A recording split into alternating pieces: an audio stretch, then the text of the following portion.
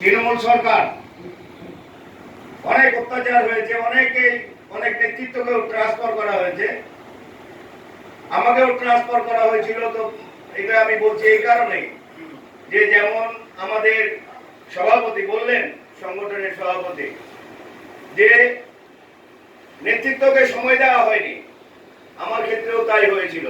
2016 সালে শিলিগুড়িতে আমাদের সেন্ট্রাল কমিটির মিটিং চলছে, সেখানে উপস্থিত আমাদের রাজ্য সিআইটির সাধারণ সম্পাদক, আমাদের সেন্ট্রাল কমিটির সকল সদস্য, আমরা মিটিং করছি। আমি 2 দিনের সিএল ছুটি দিয়ে গিয়েছিলাম মিটিংয়ে। মিটিং ঠিক 4টা পর্যন্ত মানে চলছে মিটিং। 4:30টার সময় আমাকে ফোন করা হচ্ছে, আপনাকে ট্রান্সফার করা হলো, আপনি ইমিডিয়েটলি শিলিগুড়িতে জয়েন করেন আজকেই, এই মুহূর্তে। আমি বললাম আমি তো মিটিং এ এসেছি, 2 দিনের সিএল নিয়ে এসেছি। তো না, আপনার সিএল ক্যান্সেল করা হয়েছে, আপনাকে এই মুহূর্তে জয়েন করতে হবে। আমি বললাম আমাকে অর্ডার দিতে হবে। বলছে আপনাকে অর্ডার পরে দিয়ে দেওয়া হবে। ওখানে উপস্থিত নেতৃত্বদেরকে আমি বললাম বিষয়টা, ছিলেন সবাই। তথাপি কিন্তু আমি অনড় থাকলাম। তখন আমাদের রায়গঞ্জ ডিভিশনাল ম্যানেজার, তিনি আমাকে ফোন করে বলতেন যে নুরবাবু, আমার চাকরি বাঁচাতে হলে আপনাকে এখনই জয়েন করতে হবে। নেতৃত্বের পরামর্শে আমি মিটিং থেকে বেরিয়ে গিয়ে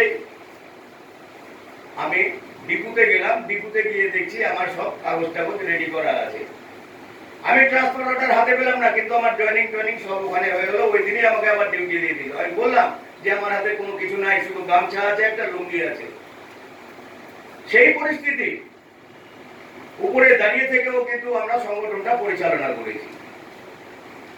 এটা মাথায় রাখতে হবে যে আমরা যখন সরকারে ছিলাম, তখন আমরা কিন্তু আমাদের দাবি দেওয়া নিয়ে, আমাদের অধিকার নিয়ে, শিল্প রক্ষার স্বার্থে, যন্ত্রাংশের চাহিদা মেটাতে আমরা ডেপুটেশন দিতাম সরকার আমাদের। কিন্তু এখন শাসক দল শিল্প উঠে যাক, শিল্পটা যাতে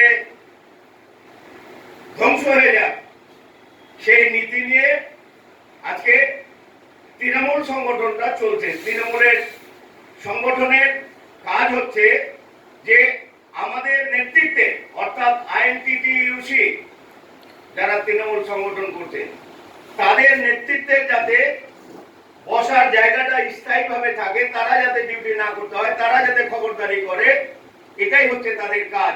শিল্প রক্ষার স্বার্থে তারা কোনো কথা বলতে পারবে না।